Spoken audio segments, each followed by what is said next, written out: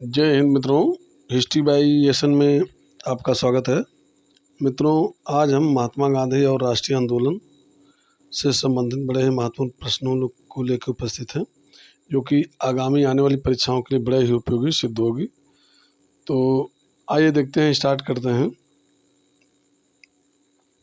हिंदुस्तान में कई इतिहासकार मानते हैं कि स्वतंत्रता आंदोलन की शुरुआत दिसंबर 1885 में कांग्रेस की स्थापना से है। अंग्रेजी में इसका पूरा नाम इंडियन नेशनल कांग्रेस।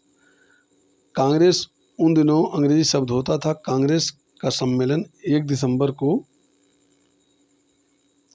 1985 के आखिरी सप्ताह में एक अंग्रेज एलन ऑक्टेवियन ह्यूम के पहल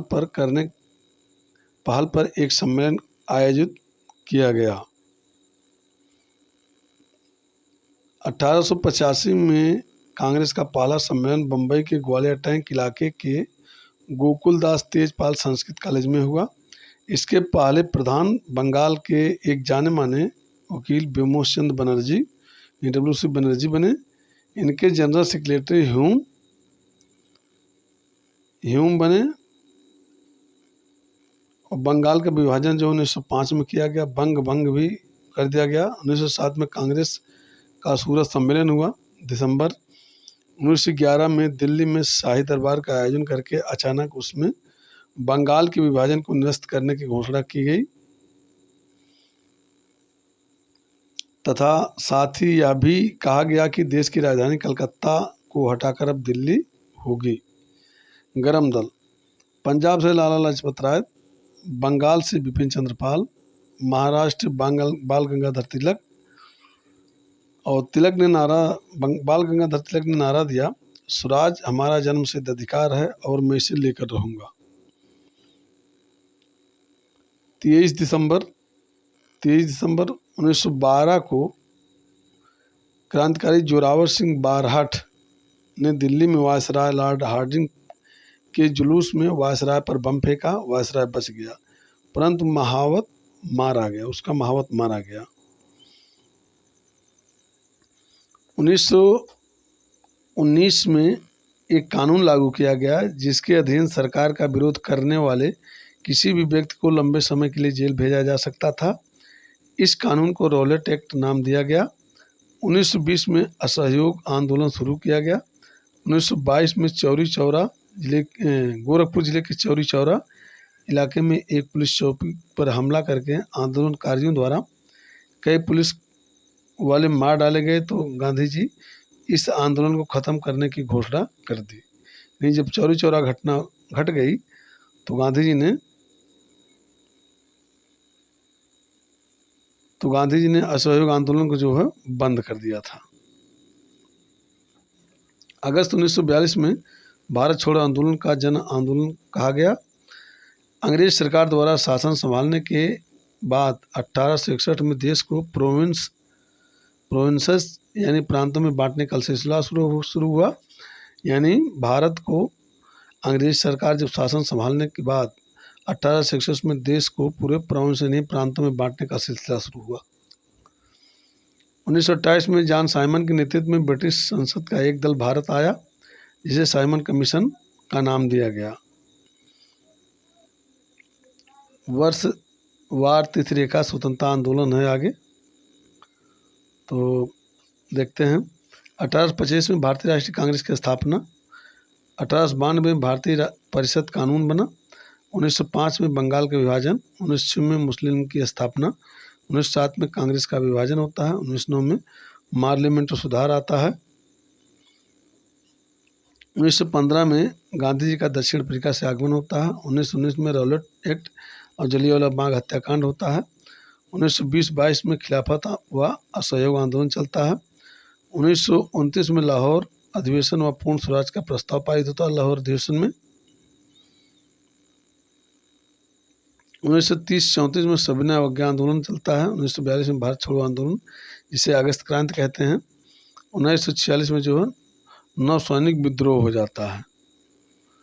और 1947 में भारत का स्वतंत्र राष्ट्र के रूप में उदय। 15 अगस्त 1947 और देश का विभाजन। देश का विभाजन करके अंग्रेज चले जाते हैं।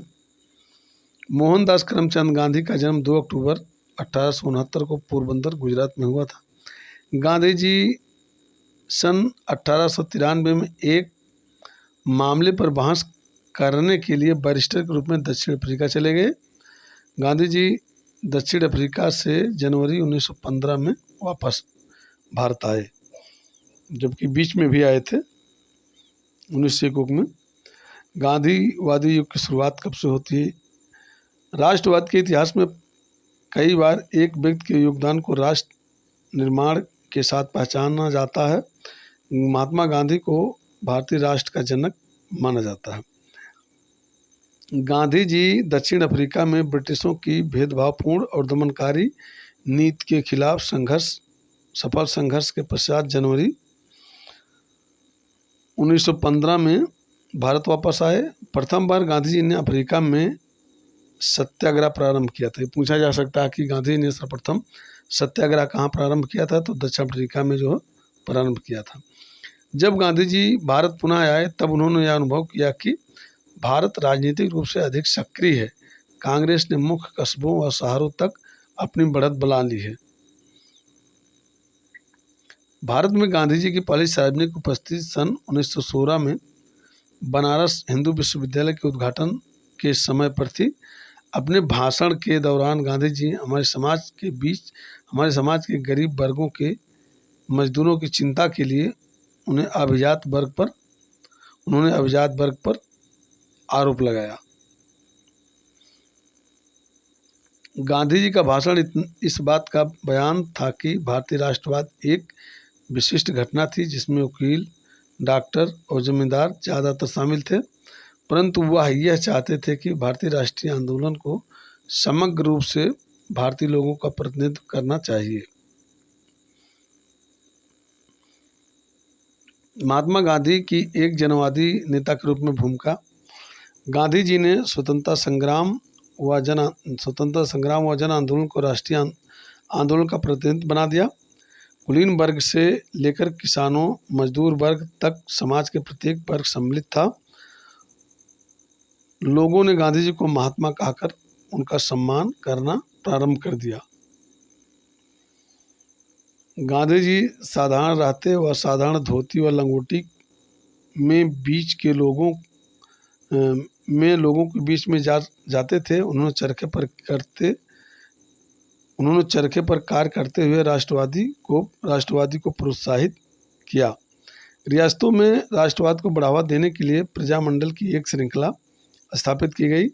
गांधी जी ने संचार में मातृभाषा के उपयोग पर बल दिया, क्योंकि प्रांतीय कांग्रेस समितियां भाषाई क्षेत्र पर ही आधारित थी। कई उद्योगपति, उद्यमी, व्यापारी कांग्रेस व गांधी जी के संपर्क करने लगे।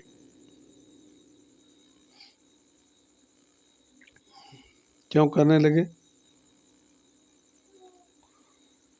महात्मा गांधी को सन 1924 में जेल से रिहा कर दिया गया।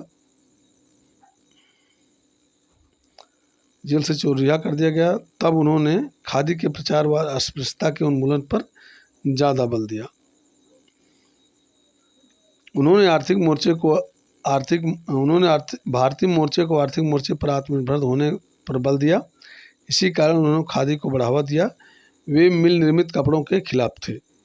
गांधी जी जो है मिल निर्मित कपड़ों के खिलाफ थे। सन 1917 में गांधी जी ने चंपारण आंदोलन को सफलतापूर्वक नेतृत्व किया। इस आंदोलन के माध्यम से वे किसानों की सुरक्षा व उनकी पसंद की फसल लेने की आज़ादी के पक्षधर थे। सन 1918 में उन्होंने अहमदाबाद में कपड़ा मिल के श्रमिकों के लिए बेहतर काम करने की स्थिति और अन्य किसान आंदोलन के लिए राज्य में खेड़ा में करों में छूट देने को कहा। प्रथम विश्व युद्ध 1914 से 18 के दौरान ब्रिटिश सरकार ने सेंसरशिप की स्थापना की थी। गांधी जी ने रौलट एक्ट व भारत बंद के खिलाफ देशव्यापी अभियान चलाने का आह्वान किया। पंजाब में विद्रोह काफ़ी तीव्र था। पंजाब जाते समय गांधी जी की हिरासत में लिया गया व कई अन्य स्थानीय कांग्रेस नेताओं को भी गिरफ्तार किया गया। अप्रैल 1919 में दमनकारी नीति ने बहुत ही ज़बरदस्त मोड़ लिया। वह ब्रिटिश अधिकारी जनरल डायर ने अपने सैनिकों को अमृतसर के जलियांवाला बाग में शांतिपूर्ण सभा पर गोली बारी करने का आदेश दे दिया, जिसमें घटनास्थल करीब 400 से ज़्यादा लोगों की मृत्यु हो गई। इससे राष्ट्र को गहरा आघात पहुंचा। खिलाफत व असहयोग आंदोलन। भारतीयों के मध्य आंदोलन को और सशक्त व मजबूत करने के उद्देश्य से उन्होंने खिलाफत आंदोलन में योगदान दिया। खिलाफत आंदोलन का नेतृत्व मोहम्मद अली व शौकत अली ने किया था। उन्होंने खिलाफत के सम्मान को बहाल करने की मांग की थी। असहयोग व खिलाफत आंदोलन में भागीदारी से गांधी जी के अनुसार दो प्रमुख धार्मिक संप्रदाय हिंदू व मुस्लिम सामूहिक रूप से औपनिवेशिक शासन का अंत कर सकते थे। फरवरी 1922 में गांधी जी ने चौरी चौरा में पुलिस स्टेशन को जलाने की अप्रिय घटना के कारण असहयोग आंदोलन को बंद कर दिया, जिसमें अनेक कांस्टेबल मारे गए थे। असहयोग आंदोलन के दौरान हजारों भारतीयों को जेल में डाल दिया गया। गांधी जी को मार्च 1922 में गिरफ्तार करके उन पर राजद्रोह का आरोप लगाकर उनको 6 साल का कारावास दिया गया। नमक सत्याग्रह है आगे। नमक सत्याग्रह स्टार्ट होता है। सन 1928 में साइमन कमीशन का आंदोलन हुआ, जिसमें लाला लाजपत राय पर बर्बरतापूर्वक लाठीचार्ज किया गया, जिससे उनकी मौत हो गई। सन 1928 में एक और प्रसिद्ध बारदोली सत्याग्रह हुआ। इसी कारण से सन 1928 तक पुनः भारत में राजनीतिक सक्रियता बढ़ने लगी। सन 1929 में लाहौर में कांग्रेस का अधिवेशन हुआ व नेहरू को इसके अध्यक्ष के रूप में चुना गया। दांडी नमक मार्च। 12 मार्च 1930 को गांधी जी ने आश्रम से सागर तक मार्च प्रारंभ किया। उन्होंने किनारे पर पहुंचकर स्वयं नमक बनाया व इस तरह कानून की नज़र में स्वयं को अपराधी बना। इस आंदोलन को व्यापक समर्थन मिला। वकीलों ने अदालतों का बहिष्कार किया, किसानों ने कर बंद कर दिया व आदिवासियों ने नए कानूनों को तोड़ दिया। सरकार ने असंतुष्टों या सत्याग्रहियों को बंद करके जवाब दिया। 60,000 भारतीयों को गिरफ्तार किया गया। गांधी जी सहित कांग्रेस के विभिन्न उच्च नेताओं को गिरफ्तार किया गया। दांडी मार्च का महत्व। दांडी मार्च का क्या महत्व है, इसको हम देख लेते हैं। यह महात्मा गांधी व भारत की छवि को दुनिया के सामने लाया। यह प्रथम राष्ट्रीय आंदोलन था जिसमें महिलाओं की भागीदारी काफ़ी उल्लेखनीय थी। कमला देवी सहित कई महिलाओं ने नमक कानून को तोड़ा व गिरफ्तारी दी। तीसरा और सबसे महत्वपूर्ण यह था कि इस आंदोलन ने अंग्रेजों को यह अनुभव करने के लिए मजबूर किया कि उनका राज सर्वदा नहीं रहेगा व उन्हें भारतीयों को कुछ सख्त प्रदान करने की आवश्यकता है। जनवरी 1931 में गांधी जी को जेल से रिहा कर दिया गया व बाद में गांधी व इरविन के बीच कई बैठकें हुई व ये बैठकें गांधी इरविन समझौते में समाप्त हो गई। इस संधि के तहत सबने अंग्रेजों को बंद कर दिया जाएगा व नमक निर्माता तट के समीप नमक बना सकते हैं। सन 1931 के बाद में गांधी जी ने कांग्रेस के प्रतिनिधि के रूप में दूसरे गोलमेज सम्मेलन में भाग लिया। सन 1935 में भारत सरकार अधिनियम आया व इसके प्रतिनिधि सरकार के कुछ हिस्से का वादा किया। 2 वर्ष के पश्चात चुनाव हुए, जिसमें 11 प्रांतों में से 8 प्रांतों में कांग्रेस सरकार बनी। ये पूछा गया है 1935-37 में जब चुनाव हुआ था पहली बार, तो 11 प्रांतों में हुआ था। टोटल भारत में 11 प्रांत, 11 प्रांतों में से कितने प्रांतों में कांग्रेस की सरकार बनी थी, जिसमें 8 प्रांतों में कांग्रेस सरकार बनी थी। सन 1939 में कांग्रेस ने पद से त्यागपत्र दे दिया, क्योंकि युद्ध की समाप्ति के बाद भारत को स्वतंत्रता देने के बदले में युद्ध में सहयोग के उनके प्रस्ताव को ब्रिटिश सरकार ने अस्वीकार कर दिया। सन 1940-41 के बीच कांग्रेस ने सरकार पर दबाव बनाने के लिए व्यक्तिगत सत्याग्रह का आयोजन किया। सन 1942 में प्रधानमंत्री विंस्टन चर्चिल ने कांग्रेस व गांधी जी के साथ समझौता करने व प्रयास करने हेतु स्टैफर्ड क्रिप्स के तहत एक मिशन भारत भेजा। हालांकि कांग्रेस की पेशकश के दौरान वार्ता टूट गई।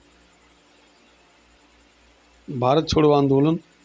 क्रिप्स मिशन की विफलता के पश्चात गांधी जी ने अगस्त 1942 बम्बई से भारत छोड़ो आंदोलन प्रारंभ किया। इसमें सैकड़ों हजार आम नागरिक व युवा अपने कॉलेजों को छोड़कर जेल चले गए। जून 1944 में गांधी जी को जेल से रिहा कर दिया गया। बाद में मतभेदों के निवारण हेतु जिन्ना के साथ बैठक की थी। सन 1945 में इंग्लैंड में श्रमिक सरकार सत्ता में आई।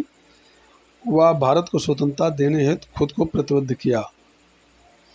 लेबर पार्टी सत्ता में आती है तब भारत को स्वतंत्र देने के लिए विचार करती है। सन 1946 में कैबिनेट मिशन आया, परंतु कांग्रेस से वार्ता विफल रहा। परंतु मुस्लिम लीग ने संघीय व्यवस्था पर सहमत बनी, जिसने भारत को एकजुट रखा। कुछ सीमा तक प्रांतों को स्वायत्तता प्रदान की। कुछ सीमा तक प्रांतों को स्वायत्तता प्रदान की गई।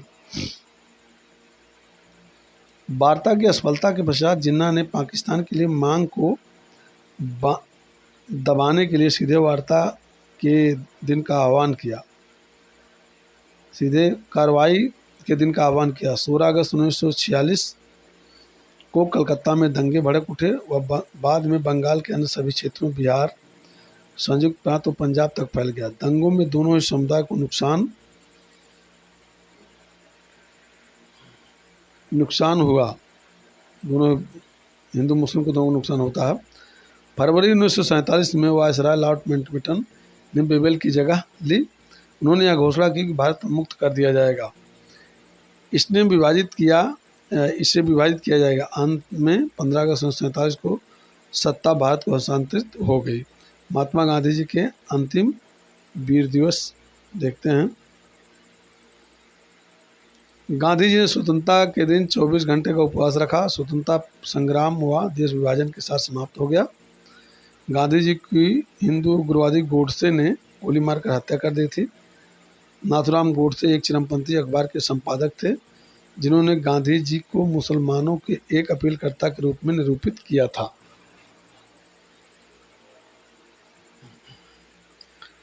टाइम पत्रिका ने उनकी मृत्यु की तुलना अब्राहम लिंकन से की थी। महत्वपूर्ण घटनाएं तिथि काल रेखा, तो इसको देख लेते हैं। 1915 महात्मा गांधी दक्षिण अफ्रीका से लौटते हैं भारत। 1917 चंपारण सत्याग्रह।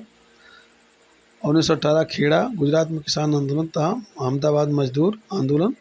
1919 रौलट सत्याग्रह मार्च अप्रैल में होता है। 1919 जलियांवाला बाग हत्याकांड अप्रैल में होता है। 19 अप्रैल 1919। 1921 असहयोग आंदोलन और खिलाफत आंदोलन। 1928 बारदोली में किसान आंदोलन। 1929 में लाहौर अधिवेशन। दिसंबर में पूर्ण स्वराज को कांग्रेस का लक्ष्य घोषित किया जाता है। 1930 सविनय अवज्ञा आंदोलन शुरू, दांडी मार्च। ये 12 मार्च से 6 अप्रैल तक चलता है। 12 मार्च से 6 अप्रैल 1930 तक चलता है दांडी मार्च। 1935 गवर्नमेंट ऑफ इंडिया एक्ट में सीमित प्रतिनिधि सरकार के गठन का आश्वासन। 1939 कांग्रेस मंत्रिमंडलों का त्यागपत्र। 1942 भारत छोड़ो आंदोलन प्रारंभ, अगस्त क्रांति जिसे कहते हैं। 1946 महात्मा गांधी सांप्रदायिक हिंसा को रोकने हेतु नोआखली तथा अन्य हिंसाग्रस्त इलाकों का दौरा करते हैं। नवीन शब्द देखते हैं कुछ है। राष्ट्रवाद।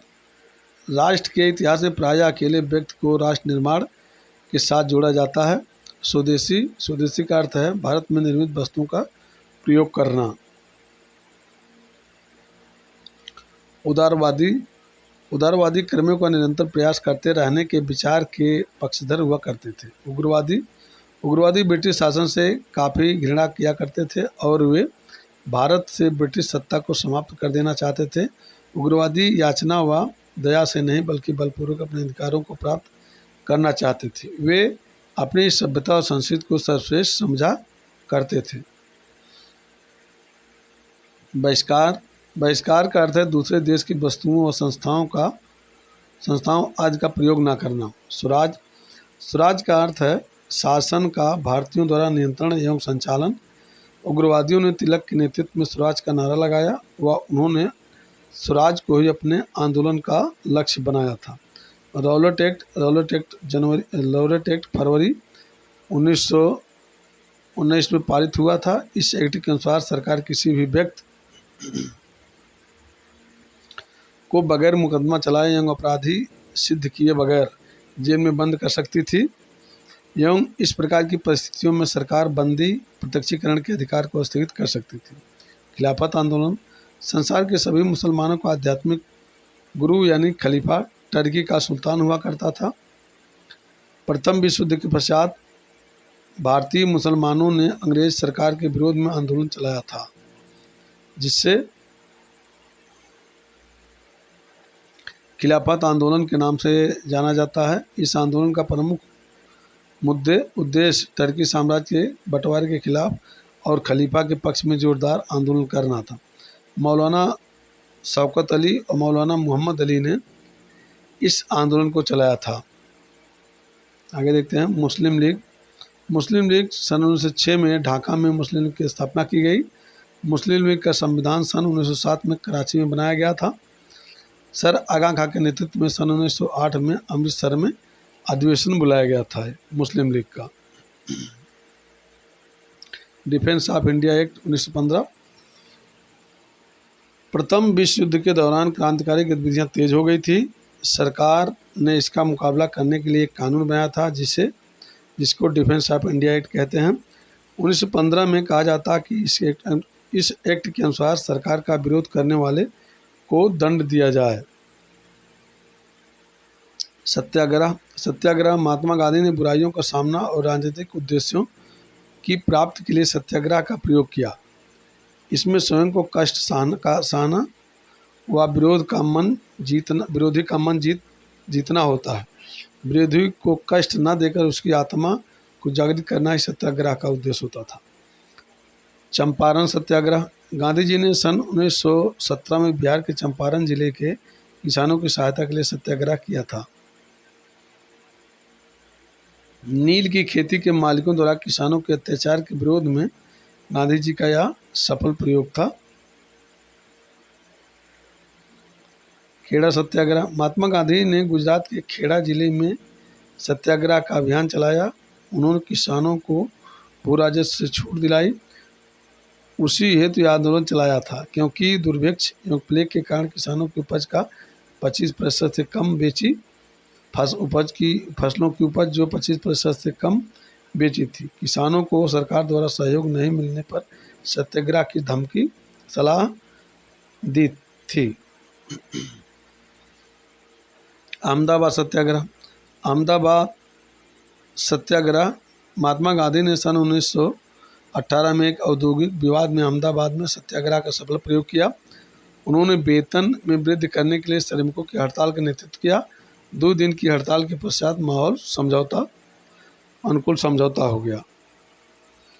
लखनऊ समझौता। मुसलमानों को अलग प्रतिनिधित्व के लिए मुस्लिम लीग की आग्रह। कांग्रेस ने लीग के साथ एक समझौता कर उसे पृथक निर्वाचक मंडल को स्वीकार कर लिया। इसको लखनऊ समझौता 1916 कहते हैं। 1916 में लखनऊ समझौता होता है। मार्ले मिंटो सुधार। सन 1909 के भारतीय परिषद अधिनियम, जिनको मार्ले मिंटो सुधार भी कहा गया है, मुसलमानों के लिए पृथक निर्वाचन मंडल का प्रावधान किया गया। इसमें इंपीरियल लेजिस्लेटिव काउंसिल व प्रांतीय परिषदों में चुने हुए सदस्यों की संख्या में वृद्धि की गई। तब केंद्रों व प्रांतों में विधान परिषदों के अधिकारों में वृद्धि की गई। सदस्यों को पूरक प्रश्न पूछने का अधिकार भी दे दिया गया। इसमें मॉन्टेग्यू चेम्सफोर्ड सुधार देखते हैं। भारत सचिव एडविन मॉन्टेग्यू ने तत्कालीन वायसराय लॉर्ड चेम्सफोर्ड की सहायता से एक संवैधानिक सुधार की एक योजना प्रस्तुत की थी। इसी के आधार पर सन 1919 में भारत सरकार अधिनियम बनाया गया। इसी को मॉन्टेग्यू चेम्सफोर्ड सुधार के नाम से जाना जाता है। असहयोग आंदोलन, महात्मा गांधी ने 1 अगस्त 1920 को असहयोग आंदोलन प्रारंभ किया था। मोस्ट है सविनय अवज्ञा आंदोलन। कांग्रेस के लाहौर अधिवेशन में यह निर्णय लिया गया कि कांग्रेस ने अपनी मांगों को मनवाने व सरकार पर दबाव डालने के लिए सविनय अवज्ञा आंदोलन को आरंभ करने का निश्चय किया। गांधी जी ने लोगों से शांत रहने की अपील की व सरकार के दमनकारी कानूनों का विरोध करने को कहा था। 12 मार्च 1930 को दांडी मार्च से गांधी जी ने अपने 78 अनुयायियों के साथ मिलकर इस आंदोलन को प्रारंभ किया। यानी गांधी जी को लेकर 79 लोग थे, 78 उनके अनुयायी थे, एक गांधी जी 79 लोग थे। ये पूछा जा सकता है कि दांडी मार्च में कितने लोग शामिल थे, तो 79 लोग शामिल थे, एक कम 80 लोग, 78 तो उनके गांधी जी के अनुयायी थे और एक गांधी जी 79 लोग थे। साइमन कमीशन, सन 1919 के एक्ट के अनुसार यह निर्णय लिया गया था कि प्रत्येक 10 वर्ष के पश्चात सुधारों का मूल्यांकन करने के लिए इंग्लैंड से कमीशन भारत आएगा। इसलिए सन 1928 में जॉन साइमन की अध्यक्षता में एक आयोग भारत आया था। इस आयोग में एक भी सदस्य भारतीय नहीं था, इसलिए साइमन कमीशन का जगह जगह पर बहिष्कार किया गया। भारतीयों ने इसका काला झंडा दिखाकर साइमन वापस जाओ के नारों के साथ विरोध प्रदर्शन किया। भारत छोड़ो आंदोलन को देखते हैं। सन 1942 में गांधी जी ने भारत छोड़ो आंदोलन चलाया था। वह यह चाहते थे कि अंग्रेज भारत छोड़कर चले जाएं। स्थान स्थान पर अंग्रेजों भारत छोड़ो का नारा लगाया जाने लगा। तब गांधी जी ने करो या मरो का नारा दिया था। गोलमेज सम्मेलन देखते हैं। गोलमेज सम्मेलन भारत में लागू किए जाने वाले संवैधानिक सुधार से संबंधित मुद्दों पर चर्चा के लिए लंदन में 3 गोलमेज सम्मेलन हुए। प्रथम गोलमेज सम्मेलन 1930-31 में हुआ। इसमें साइमन कमीशन की रिपोर्ट और संवैधानिक सुधारों के प्रस्ताव पर चर्चा की गई थी। आगे देखते हैं। द्वितीय गोलमेज सम्मेलन सितंबर-दिसंबर 1931 में। इस सम्मेलन में भाग लेने के लिए गांधी जी इंग्लैंड गए। इस सम्मेलन में ब्रिटिश सरकार ने डोमिनियन स्टेट दिए जाने के आधार पर स्वतंत्रता की राष्ट्रवादी मांग को अस्वीकार कर दिया। वह इसमें सांप्रदायिकता के प्रश्न पर भी कोई सहमत नहीं बनी। तृतीय गोलमेज सम्मेलन नवंबर-दिसंबर 1932 में राजनीतिक स्थिति की समीक्षा हेतु भारत में संवैधानिक सुधार लागू करने के लिए ब्रिटिश सरकार ने आयोजित किया था। इसमें कांग्रेस ने भाग नहीं लिया था। भारत सरकार अधिनियम 1935 इस अधिनियम में भारत की संवैधानिक व प्रशासनिक संरचना का निर्धारण किया गया। इस एक्ट के अधीन प्रांतों में उत्तरदायी व स्वायत्त शासन की स्थापना की गई। अखिल भारतीय संघ व केंद्र में दोहरी शासन प्रणाली इस एक्ट के प्रमुख प्रावधान थे। पूना पैक्ट 1932 अब ये देख लेते हैं हम। पूना पैक्ट के अनुसार प्रांतीय व्यवस्थापिका सभाओं में हरिजनों का प्रतिनिधित्व दुगना कर दिया। साथ ही यह भी तय किया गया कि उनका निर्वाचन सम्मिलित निर्वाचन प्रणाली से ही होगा जैसे पूर्व में होता था। मुक्त दिवस देखते हैं। मुक्त दिवस क्या है। कांग्रेस के मंत्रिमंडलों के त्यागपत्र दिए जाने के पश्चात मुस्लिम लीग के नेता काफ़ी प्रसन्न हुए। मोहम्मद अली जिन्ना के आदेश पर मुस्लिम लीग ने 22 दिसंबर 1939 को मुक्त दिवस के रूप में मनाया। आगे अगस्त क्रांति देखते हैं।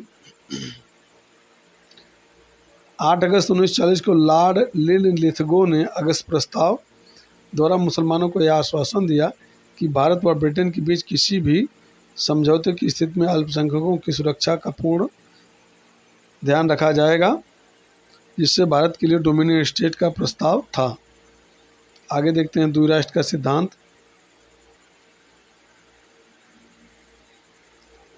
मोहम्मद अली जिन्ना ने मुस्लिम लीग के अन्य नेताओं के साथ मिलकर सन 1940 में एक नए सिद्धांत का प्रतिपादन किया। इस सिद्धांत को द्विराष्ट्र सिद्धांत कहा जाता है।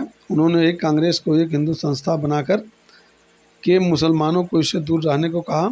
जिन्ना ने हिंदुओं और मुसलमानों के दो पृथक पृथक कौम बताकर उन्हें दो राष्ट्र की मांग की थी। पाकिस्तान प्रस्ताव देखते हैं। मुस्लिम लीग ने 23 मार्च 1940 को पाकिस्तान प्रस्ताव पारित किया, जिसमें स्वतंत्र प्रभुत्व संपन्न पाकिस्तान की मांग रखी गई। मुस्लिम लीग के मुख्य नेता जिन्ना ने लाहौर अधिवेशन में इस प्रस्ताव को स्वीकृति दी थी। तो ये पूछा जा सकता है पाकिस्तान का प्रस्ताव कब पारित हुआ, तो 23 मार्च 1940 को ये लाहौर अधिवेशन में, मुस्लिम लीग के लाहौर अधिवेशन में इस प्रस्ताव को पारित किया गया था। धन्यवाद मित्रों।